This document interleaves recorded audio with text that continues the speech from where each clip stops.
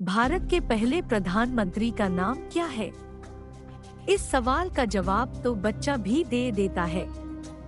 इतिहास की किताबों में दर्ज है कि पंडित जवाहरलाल नेहरू भारत के पहले प्रधानमंत्री बने। पर क्या यह वाकई सच है?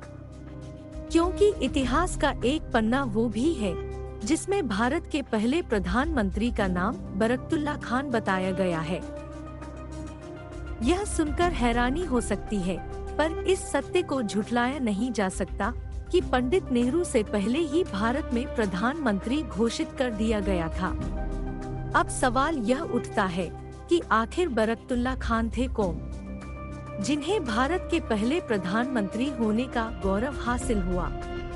और यदि वे प्रधानमंत्री थे, तो फिर पंडित नेहरू का नाम प्रथम स्थान पर क्यों है? चलिए आज इसी गुत्थी को सुलझाते और समझते हैं। प्रथम प्रधानमंत्री के नाम पर आपका तनाव और बढ़े, इसके पहले समझ लें कि यहाँ जिन बरकतुल्लाह खान की बात हो रही है, उनके प्रधानमंत्री चुने जाने के वक्त भारत अंग्रेजों का गुलाम था, जबकि पंडित नेहरू आजाद भारत के पहले प्रधानमंत्री कहलाए। इसलिए लोगों ने उनके बारे में ज्यादा पढ़ा और सुना। लेकिन बरकतुल्लाह खान भी वो शख्स हैं जिनके बारे में बात होनी चाहिए। चूंकि आजादी की जंग में उनका योगदान भी कम नहीं था। मप्र के भोपाल में 7 जुलाई 1854 को जन्मे बरकतुल्लाह का परिवार भोपाल रियासत का अहम हिस्सा था। कुछ लोगों का मानना है कि उनकी पैदाइश 1857 या 1858 में हुई। उन्होंने सुलेमानिया स्कूल से अरबी, फारसी और अंग्रेजी की तालीम हासिल की। अंतर्राष्ट्रीय ख्याति के लीडर शेख जमालुद्दीन अफगानी से प्रभावित होकर उन्होंने सभी देशों के मुसलमानों को एक करने की ठानी। इसी दौरान मामपिता का देहांत हो गया। सिर पर एक बहन की जिम्मेदारी थी, सो उसका भी ब्याह हो गया। अब बरकतुल्लाह खान के जीवन में कोई नहीं था सिवाय अपने लक्ष्य के। उन्होंने एक दिन बिना किसी को खबर किए भोपाल छोड़ दिया और बम्बई में पहुंच गए। यहाँ बच्चों को ट्यूशन पढ़ने के साथ खुद भी अंग्रेजी भाषा में शिक्षा जारी रखी। बम्बई में पढ़ी पूरी करने के बाद उन्होंने इंग्लैंड का रुख किया। वैसे तो वे इंग्लैंड पढ़ी के करने गए थे, लेकिन यहीं से उनके जीवन की दिशा बदल गई। बरकतुल्लाह की मुलाकात यहाँ प्रवासी हिंदुस्तानी क्रांतिकारियों के संरक्षक श्याम जी कृष्ण वर्मा से हुई। कुछ घंटों की इस मुलाकात ने बरकतुल्लाह के मन में गहरी छाप छोड़ी। वे भारत की आजादी के लिए मुखर हुए। हिंदुस्तान की स्वतंत्रता के लिए क्रांतिकारी विचारों और गतिविधियों का प्रसार करने के लिए उन्होंने कलम का दामन थाम किया। अपने क्रांतिकारी लेखों के जरिए वे जल्दी ही चर्चा में आ गए।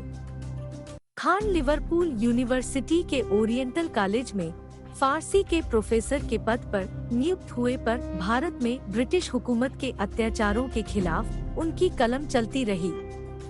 यही कारण था कि इंग्लैंड में खान का विरोध शुरू हो गया। हालात इतने खराब हुए कि बरकतुल्लाह को देश छोड़ने की नौबत आ गई।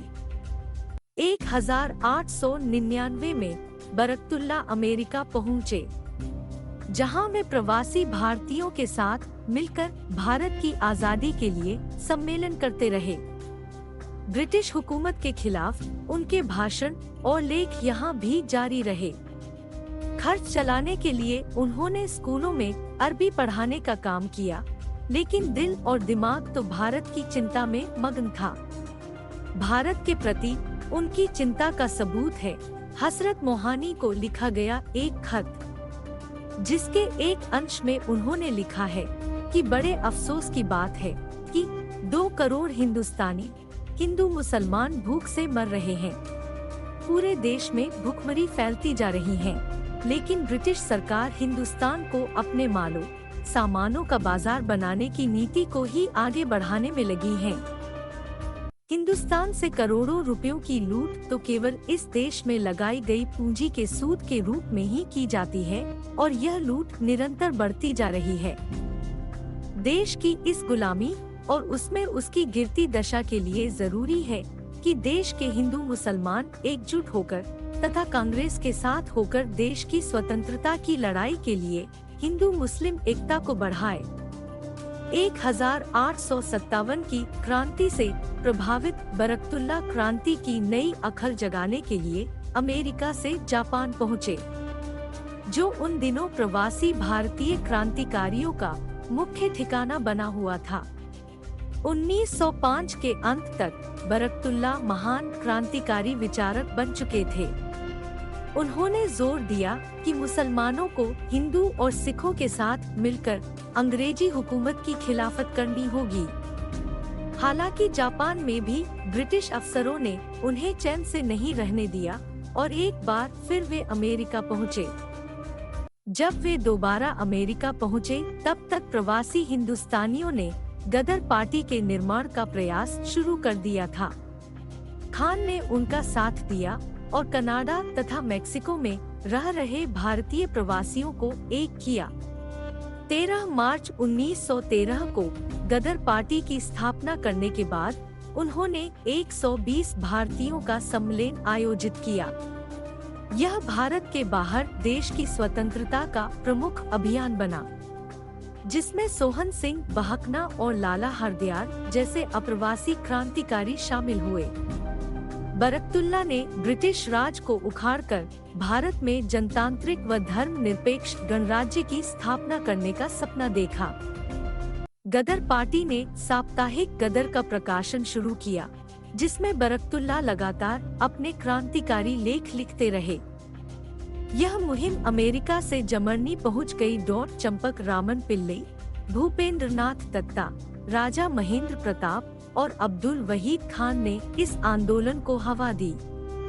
यही राजा महेंद्र प्रताप से बरकतुल्ला की पहली मुलाकात हुई। वे जल्दी ही घनिष्ठ मित्र बन गए। दोनों ने बर्लिन में युद्धरत हिंदुस्तानी सैनिकों से ब्रिटिश फौज से बगावत करवाने के बाद उन्हें ब्रिटिश सरकार के विरुद्ध खड़ा किया। आंदोलन को भारत तक पहुंचाने के लिए दोनों ने साथ में तुर्की, बगदाद और फिर अफगानिस्तान का सफर किया। उस समय प्रथम विश्व युद्ध में जर्मनी ब्रिटेन के विरुद्ध युद्ध कर रहा था और इसलिए बरकतुल्ला और राजा महेंद्र जर्मनी सरकार के खास बन गए। सफर के दौरान सरकार ने उन्हें सुरक्षा के लिए सैनिक भी मुहैया करवाए, पर जब वे काबुल पहुँचे तो उन्हें ब्रिटिश सैनिकों ने नजरबंद कर लिया। जर्मनी सरकार ने दबाव बनाया और अफगानी आवाम ने भी विरोध किया। आखिरकार वे कैद से आजाद हुए और 1915 में हिंदुस्तान की अस्थायी सरकार का गठन किया। प्रथम विश्व युद्ध के दौर में ब्रिटिश विरोधी जर्मनी सरकार ने तुरंत ही अफगानिस्तान में हिंदुस्तानियों की इस अस्थायी क्रांतिकारी सरकार को मान्यता प्रदान भी दे दी। अस्थायी सरकार के राष्ट्रपति बने राजा महेंद्र और प्रधानमंत्री बने बरकतुल्ला खान। भारत की अस्थायी सरकार के साथ अफगानिस्तान की सरकार ने अहम समझौता किया, जिसमें वायदा किया गया कि अफगान भारत की आजादी की जंग में उसके साथ है। इसके बदले में आजादी के बाद भारत की यह सरकार बलूचिस्तान और पख्तूनी भाषा भाषी क्षेत्र अफगानिस्तान को सौंप देगी। अस्थायी सरकार जब भारत में ब्रिटिश हुकूमत के खिलाफ आक्रमण की तैयारी कर रही थी, तभी 1917 की अक्टूबर क्रांति के जरिए रूस की जारशाही का तख्ता पलट हो गया। 1919 में बरकतुल्ला सरकार से स्वतंत्रता के उद्देश्य के बारे में बात करने के लिए मास्को पहुँचे, जहां लेनिन ने उन्हें अपना समर्थन दिया। उन्हें सोवियत रूस से हिंदुस्तान के स्वतंत्रता संघर्ष का सीधा समर्थन मिलना शुरू हो गया। हालांकि बरकतुल्ला जब तक इस आंदोलन की आग भारत के भीतर पहुंचा पाते, इसके पहले ही उनकी उम्र जवाब देने लगी थी। वे स्वतंत्रता आंदोलन के लिए एक सभा को संबोधित करने के लिए कैलिफोर्निया पहुंचे। जैसे ही वे बोलने के लिए खड़े हुए, उनकी तबीयत बिगड़ने लगी। संबोधन निरस्त कर दिया गया। कुछ ही दिनों बाद 27 सितंबर 1927 को बरकतुल्ला खान ने अमेरिका में ही अंतिम सांस ली। बीमारी से जूझते हुए उन्होंने अपने साथियों से कहा था कि मैं आजीवन हिंदुस्तान की आज़ादी के लिए सक्रिय रहा। यह मेरे लिए खुशी की बात है कि मेरा जीवन मेरे देश की बेहतरी के लिए इस्तेमाल हो पाया। अफसोस है कि हमारी कोशिशों का हमारे जीवन में कोई फल नहीं निकला, लेकिन उसी के साथ यह खुशी भी है कि अब हजारों की तादाद में नौजवान देश की आज़ादी के लिए आगे आ रहे हैं, जो ईमानदार और साहसी हैं। मैं पूरे विश्वास के साथ अपने देश का भविष्य उनके हाथों में छोड़ सकता हूँ। अपने आखिरी दिनों में उन्होंने इच्छा जाहिर की थी कि उनकी कब्र की माटी को भारत में दफनाया जाए, लेकिन उन्हें अमेरिका के मार्वसविली कब्रिस्तान में दफना दिया गया। बरकतुल्ला की कब्र की माटी को भारत लाना तो दूर सियासतदानों ने उनके नाम तक को भुला दिया।